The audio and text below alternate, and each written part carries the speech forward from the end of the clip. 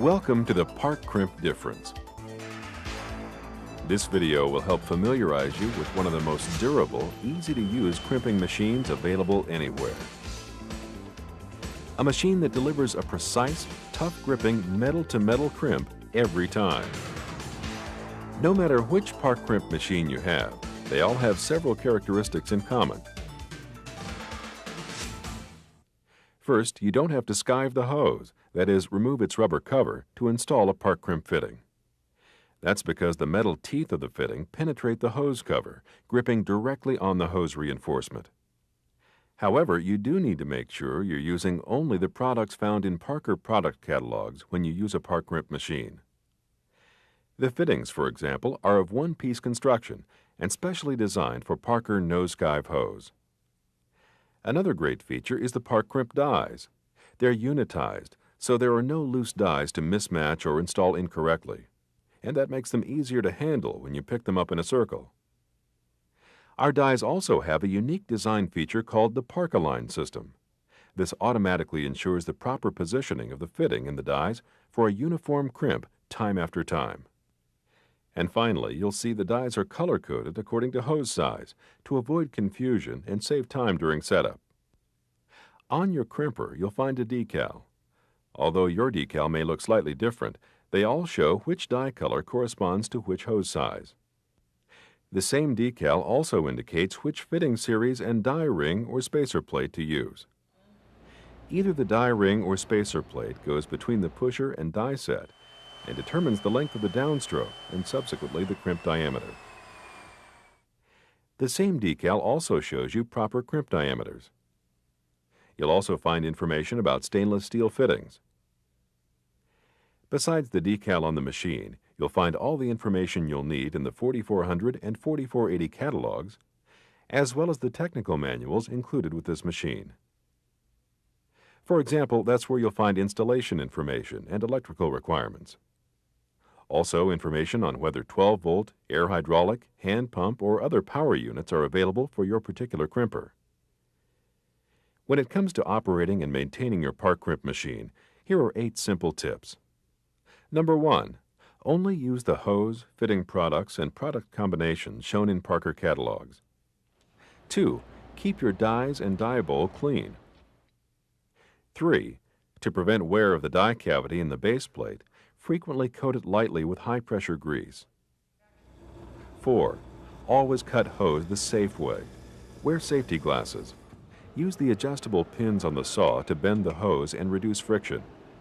Make sure the blade is sharp, and don't push the saw handle too hard. Let the blade do the work. 5. Before you crimp, it's important to bottom the hose in the fitting. One way to do this is to put the fitting next to the hose and put a mark on the hose that indicates the insertion depth. Or you can use the hose insertion depth listed in the catalog. If necessary, lightly lubricate the end of the hose and push the hose into the fitting until the end of the shell is even with the mark on the hose. Tip number 6. Always operate your Park Crimp machine with its protective cover in place. 7. Always wear safety glasses when you cut and handle hose and operate crimping equipment. And 8. Become familiar with the safety guide in the Parker 4400 and 4480 hose and fitting catalogs.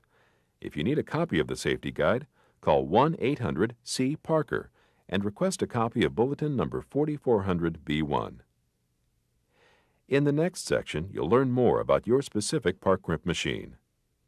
And if you notice something a little different, it's because we've specially painted our crimper to help in the demonstration.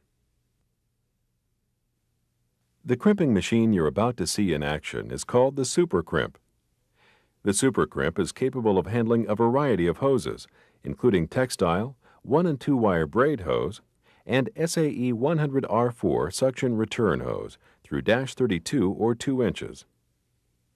In addition, the Super Crimp will crimp the hose and fitting combinations you see listed here. In addition to this video, you'll find specification information listed in your 4400 and 4480 hose and fittings catalogs, as well as on the decal on the side of your machine. And for details on the electrical requirements and pressure adjustment, please refer to the Super Crimp Operations and Technical Manual Bulletin 4480-B81 included with your crimper.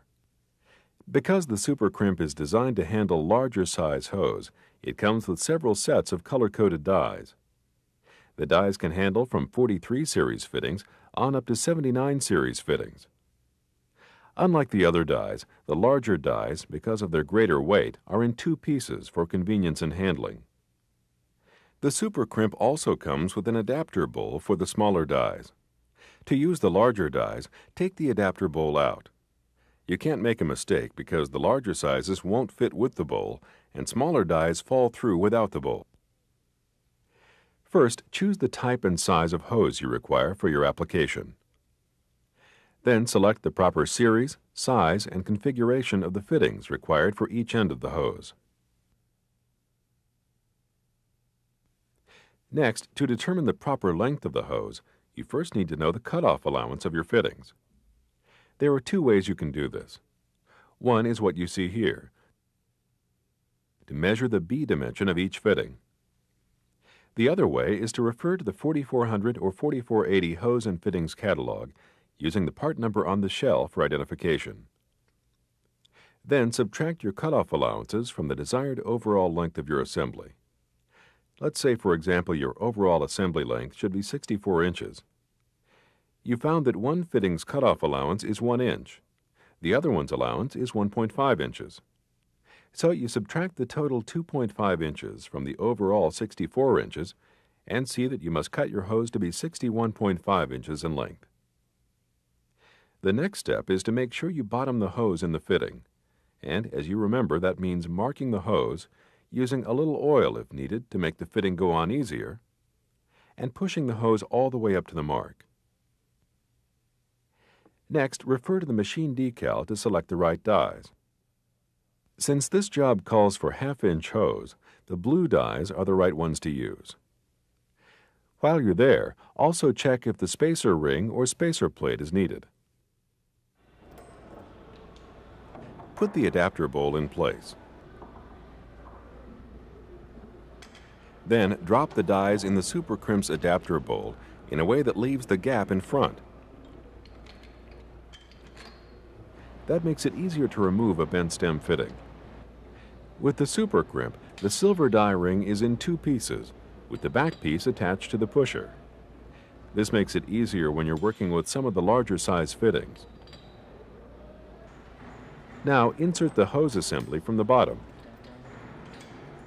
Adjust it so the bottom of the fitting shell rides on the parka-line step in the dies. Holding the hose lightly, lower the pusher by pulling the valve handle forward. Wait until the die ring is bottomed on the base, then push the valve handle toward the rear.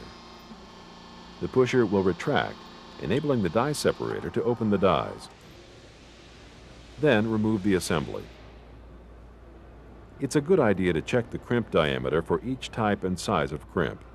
You'll find the diameters on the decal and in the catalogs. And finally, remove any particles in the hose with compressed air and cap if necessary to avoid contamination. For larger assemblies, the process is similar. The difference is that you don't use the adapter bowl, and when you're crimping a bent stem fitting, you put the back half of the die in first, then put the hose assembly in place,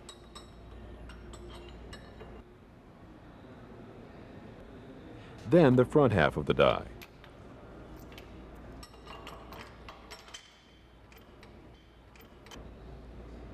Lower the back section of the die ring and then place the front half.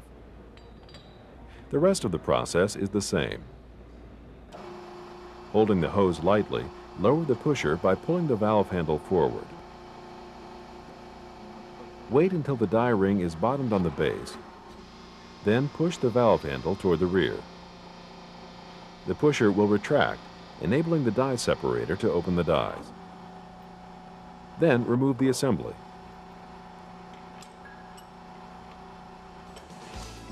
And that's the basics of your Super Crimp machine. If you need more information, please refer to your technical manual. Thanks for watching, and enjoy working with the part crimp difference.